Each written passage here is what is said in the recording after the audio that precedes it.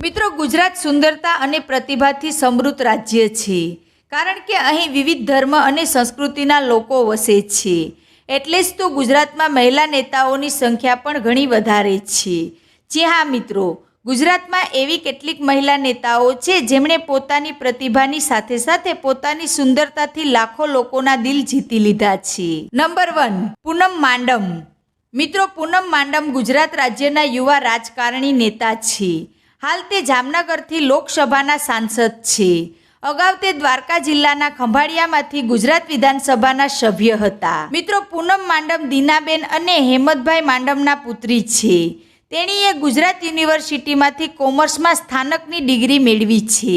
પૂનમ માડમે પૂર્વ સંરક્ષણ અધિકારી પરમિંદર મહાજન સાથે લગ્ન કર્યા છે. મિત્રો, તમને જણાવી દઈએ કે પૂનમ માડમ રાજકીય કારકિર્દીની શરૂઆતમાં કોંગ્રેસ પક્ષના સભ્ય હતા, પરંતુ બાદમાં ભાજપમાં જોડાયા હતા. તેણી વર્ષ 2012 થી 2014 સુધી ગુજરાત વિધાનસભાના સભ્ય પણ હતા. આ પછી તેણીએ જામનગરની બેઠક પરથી ભાજપના ઉમેદવાર તરીકે 2014ની લોકસભાની ચૂંટણી લડી હતી અને કોંગ્રેસના નેતા કાકા વિક્રમ માડમ સાથે જીત મેળવી હતી. મિત્રો, પૂનમ માડમ વિવિધ સંસદીય સમિતિઓની સભ્ય પણ રહી છે, જેમ કે મહિલા સશક્તિકરણ સમિતિ, ઉદ્યોગ સ્થાયી સમિતિ, સલાહ સમિતિ, જાહેર ઉપક્રમો સમિતિ વગેરે. તમને જણાવી દઈએ કે પૂનમ માડમ IPU એટલે કે ઇન્ટર પાર્લામેન્ટરી યુનિયનના સભ્ય છે. નંબર 2, પ્રગતિ આહિર. મિત્રો, લોકસભાની ચૂંટણી પહેલા યુવા નેતા પ્રગતિ આહિરને કોંગ્રેસે મોટી જવાબદારી સોંપી હતી. પ્રગતિ આહિરને ગુજરાત કોંગ્રેસ સેવા દળના અધ્યક્ષ બનાવવામાં આવ્યા હતા.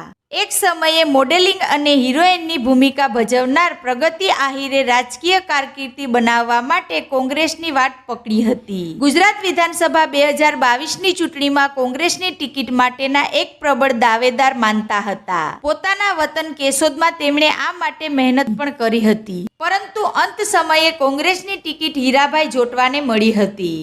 હીરાભાઈ જોટવા ભાજપના ઉમેદવાર દેવાભાઈ માલમ સાથે હારી ગયા હતા. નંબર 3, રીવાબા જાડેજા. મિત્રો, ક્રિકેટર રવિન્દ્ર જાડેજાના પત્ની રીવાબા જાડેજા જામનગરની ઉત્તર બેઠક પરથી ભાજપના ધારાસભ્ય છે. રીવાબા જાડેજાનો જન્મ 5 સપ્ટેમ્બર 1990ના રોજ ગુજરાતમાં થયો હતો. તેના પિતા હરદેવસિંહ સોલંકી એક વેપારી છે અને માતા પ્રફુલાબા સોલંકી ભારતીય રેલવેમાં નોકરી કરતા હતા. રીવાબા જાડેજાને રીવા સોલંકી તરીકે પણ ઓળખવામાં આવે છે.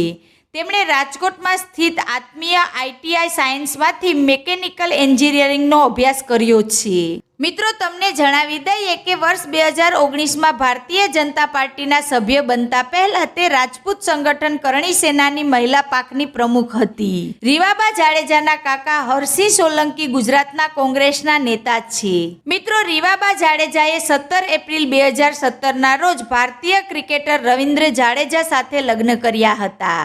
બંને એક પાર્ટીમાં મળ્યા હતા.